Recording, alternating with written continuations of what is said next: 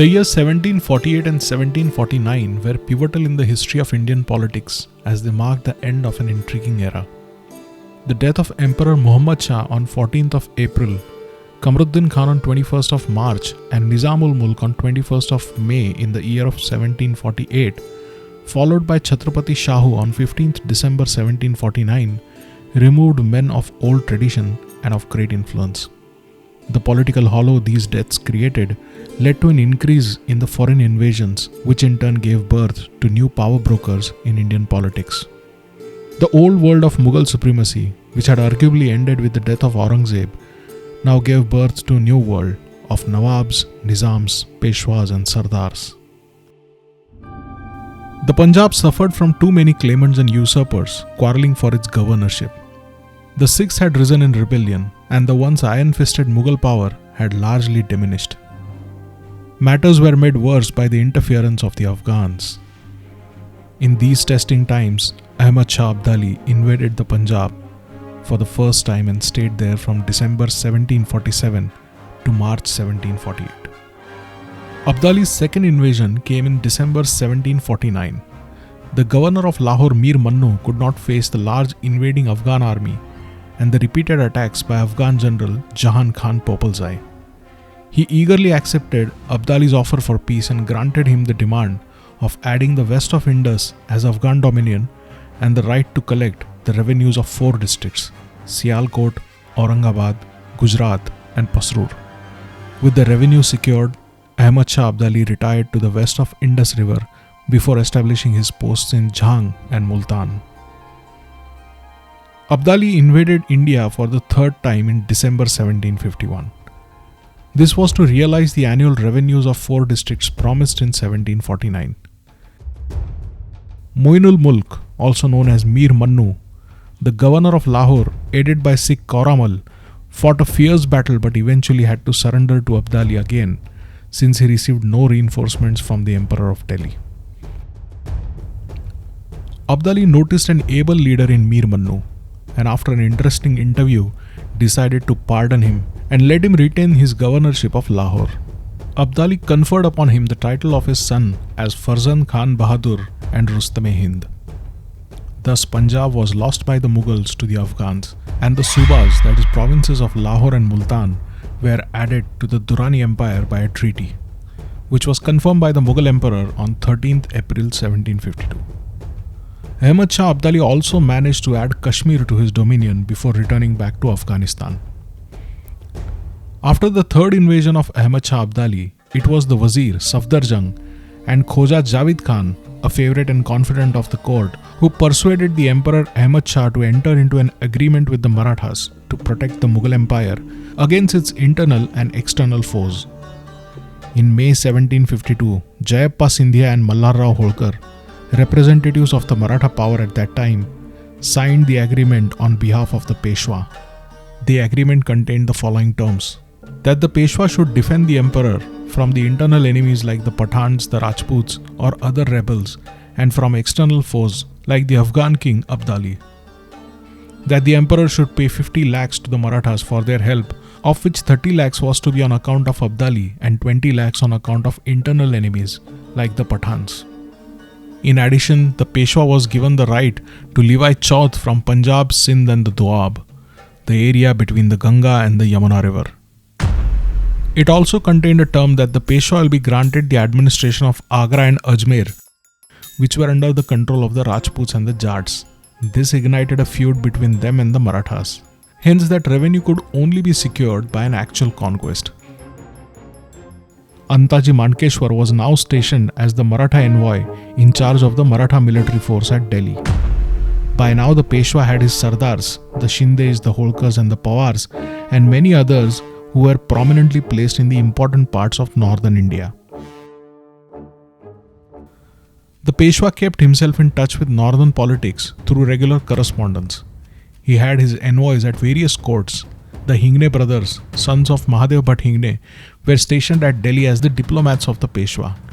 Revenue collectors like Govind Pant Bundela was deputed at Jhansi, while Samsher Bahadur, son of Bajirao, was at Kalpi. During the regime of Balaji Bajirao, 4 great campaigns were organized in the north. 2 under the command of Raghunath Rao, third one under Dattaji Shinde, and the last one under Sadashivrao Bhau. The Peshwa's chief aim in undertaking these northern expeditions was to realize the vast sums of money which were promised as per the Treaty of 1752, and also to expand the borders of the Maratha dominion.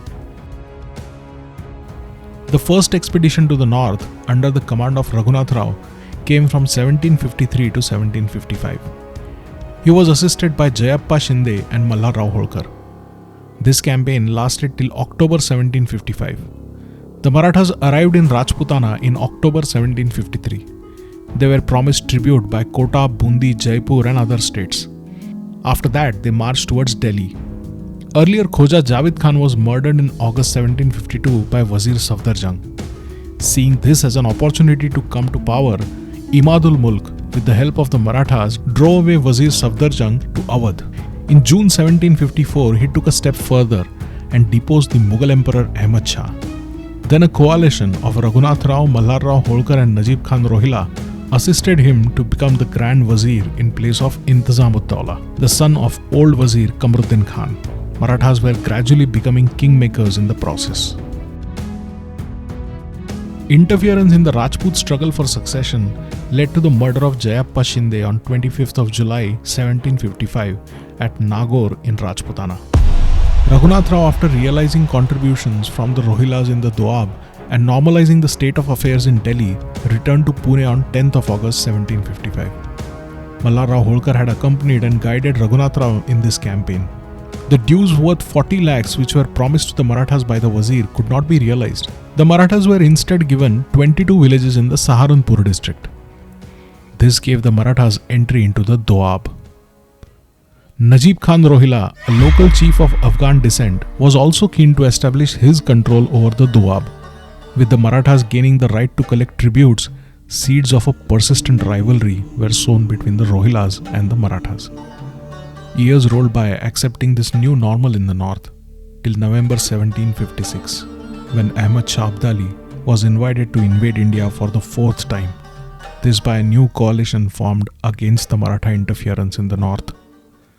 This coalition had Mughlani Begum, the widow of the late governor of Lahore, Muinul Mulk, Najib Khan Rohilla, and the Mughal Emperor Alamgir Sani. All of them promised Abdali their full support. On this occasion, there was no opposition to him until he reached Delhi. Delhi was looted and ravaged systematically. Sacred places like Mathura and Vrindavan suffered an unmentionable fate. There were massacres, defilation of women and war crimes of extreme proportions. The only resistance against Abdali in the north was put forth by Suraj Mal Jat, the king of Bharatpur. At this time, there wasn't a big enough Maratha army present in the north to oppose this invader. All pleas for help by the Marathas fell on deaf ears. A cholera epidemic in the Afghan army, however, abruptly ended the Afghan campaign. On his way back, Ahmad Shah again sacked Delhi, annexed Sirhind, and finally, laden with immense booty, left Delhi on 2nd April 1757.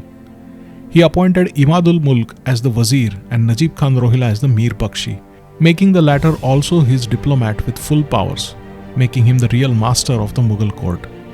On his way to Kabul, Abdali attacked and desecrated the Golden Temple of Amritsar. The Nihang Sikhs put up a fight under the leadership of Baba Deep Singh, who was killed in the Battle of Amritsar. Jassa Singh Ahluwalia, Ala Singh Jat, and Jassa Singh Ramgadiya fought together to resist the aggression of Ahmad Shah Abdali. They also rebuilt the Golden Temple and restored their sacred lake. The principal defect in Maratha policies in the north lay in the constant change of allies in search of funds, which they needed to train an army to protect the north. This created suspicion and distrust in the minds of all against them. They eventually lost the sympathy of the Rajputs, the Jats, the Nawabs of Awadh, and the Rohillas. Marathas lacked real and constant allies to achieve their political objectives in the north. The fourth invasion of Abdali had broken the back of the Delhi power and also attempted to keep the rising Maratha influence at bay. After Abdali's departure, the Marathas, with fresh reinforcements from south, attempted to establish their supremacy again in the north. They entered into a new treaty in June 1757 with the Wazir Imadul Mulk. Instead of 1/4 which they were promised earlier, the new agreement granted them 1/2 share of all the revenues that they may gather. This meant that the Marathas must use force if needed to get their dues.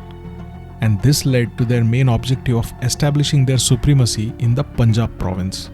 In May 1757, Abdali's son Taimur Shah was the viceroy at Lahore with Jahan Khan as his general and guardian. There were two other parties who also claimed authority over Lahore. One, the Mughal party led by Adina Beg Khan, and the other party of Sikhs who had risen as the people against the Mughal and Afghan rule. At this time, Adina Beg Khan invited the Marathas to help him. The Marathas therefore undertook the Punjab campaign with the consent of the Wazir Imadul Mulk in March 1758. Raghunath Rao and Malhar Rao Holkar led this campaign. This was the famous second expedition to the north by Raghunath Rao. He attacked and captured Delhi on 11th of August 1757. Najib Khan Rohilla surrendered and offered peace on 9th September 1757. While there were direct orders from the Peshwa to eliminate Najib Khan, he managed to escape by offering peace to the Marathas at the mediation of Malhar Rao Holkar. In secret, Najib Khan also continued his alliance with Ahmad Shah Abdali and invited him again to drive away the Marathas from the north, once and for all. It was Adina Beg who had requested Raghunath Rao when in Delhi to extend the Maratha dominions as far as the Indus and to help him eradicate the Afghan rule over Punjab. Raghunath Rao started for Punjab on 22nd October 1757 on the Hindu auspicious festival of Dasera. They reached on Kunjpura in January 1758. Najabat Khan, the commander of the fort at Kunjpura, submitted to Raghunath Rao in the month of February. Raghunath Rao then laid siege to Sarhind, which was commanded by one Abdus Samad Khan, and made him submit after some initial resistance. Ala Singh Jat of Patiala assisted the Marathas to overthrow the Pathans from Sarhind. In Lahore, Taimur Shah and Jahan Khan were already being harassed by the union of Adina Beg Khan and the Sikhs. Learning that the Marathas were now heading towards Lahore after capturing Sarhind, the Afghan troops evacuated Lahore and fled west. The Maratha army was about 50,000 strong. Manaji Paigude, a courageous leader of the Maratha vanguard, led the Marathas to Lahore on 20th of April 1758. Taimur Shah and Jahan Khan left all their belongings and retreated beyond the Chenab river. The Maratha armies did not pursue further at this time and returned back to Lahore. On 4th May 1758, Raghunath Rao wrote his famous letter to the Peshwa from Lahore.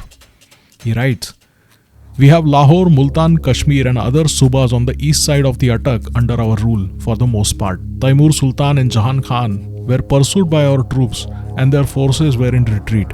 Both of them have now reached Peshawar with a few broken troops. We have decided to establish our rule up to Kandahar." In this letter, he also mentions receiving letters from the Emperor of Iran, requesting him to form an alliance and attack Kabul Kandahar to overthrow Abdali. Raghunath Rao denied an alliance, stating that Kabul and Kandahar have always been under Indian dominion since the time of Akbar to Aurangzeb, so why should they be shared with the Shah of Iran? This letter depicts the high morale and confidence that the Maratha troops had at this time. Abdali's nephew Abdur Rahman had revolted against him and sought help from the Peshwa to inherit the kingdom of Afghanistan. He was also stationed at Peshawar by the Marathas along with Abdus Samad Khan, who had surrendered at Sarhind. Raghunath Rao and Malhar Rao Holkar returned from Punjab by the end of May 1758. On his return, Raghunath Rao sent Renko Anaji, Rayaji Sachdev, Gopal Rao Barve to Punjab and Malhar Rao Holkar deputed Tukoji Holkar to Lahore. Overall, the administration of Punjab was left at the hands of Adina Beg Khan, who promised to pay 75 lakhs a year to the Marathas. In retrospection, the danger to the Maratha power lay in not staying in Punjab in sufficient strength and consolidating their recent victorious conquest. That proved to be the weakness of the northern Maratha policy. A small Maratha force deputed in Punjab could not have met all eventualities. Adina Beg Khan died in October 1758. After his death, a great scramble for power began in Punjab. Tukoji Holkar and Khandoji Kadam crossed over the Jhelum and the Indus rivers to support Abdur Rahman and Abdus Samad Khan to establish control over Peshawar. Sabaji Shinde and Narsoji Pandit followed suit and established Maratha control over the fort of Attock. Trimbak Bapuji, Ramji Shamji were deputed to Multan. When Sabaji Patil Shinde crossed the Jhelum river and made for Attock, Khushal Khan Khattak of Terry, under the instructions of Ahmad Shah Abdali, raised a gang of local farmers and marched to oppose the Marathas. A fierce battle was fought at Hasan Abdal, where Khushal Khan was killed and his men were defeated by Sabaji Shinde. All the Maratha leaders continued to hold their post for a few months. The anarchy in Punjab, the impact of this conquest on the Maratha interests there, compelled the Peshwa to send a strong fresh force to this province. This was aided by an offer from Imadul Mulk, who offered a sum of 8 lakhs every month if the Marathas maintained peace and order of the Lahore province. An agreement was concluded in January 1759 between the Wazir and Jankoji Shinde. Jankoji arrived at Machiwada on the banks of the river Satluj in March 1759. He appointed Sabaji Shinde to Lahore, who reported the news that the fort is being practically controlled by the Sikhs. Sabaji Patil managed to take the control over the administration of Lahore in the first week of April 1759. Jankoji Shinde then returned back to manage the activities of Rajputana after settling the affairs in Punjab. Meanwhile at Lahore, a rebellion broke out due to the tyrant rule of the Khwaja brothers. Sabaji Shinde settled this affair by arresting Khwaja Mirza and banishing Khwaja Saeed. Then in August 1759, Sabaji Shinde with great valor managed to defend Lahore and inflicted a crushing defeat upon the invading Jahan Khan's army. The injured Afghan general retreated across the Indus to Peshawar. His son was killed and many of his troops were wounded during this retreat. Clouds of great war were brewing. Only destiny knew what was in store.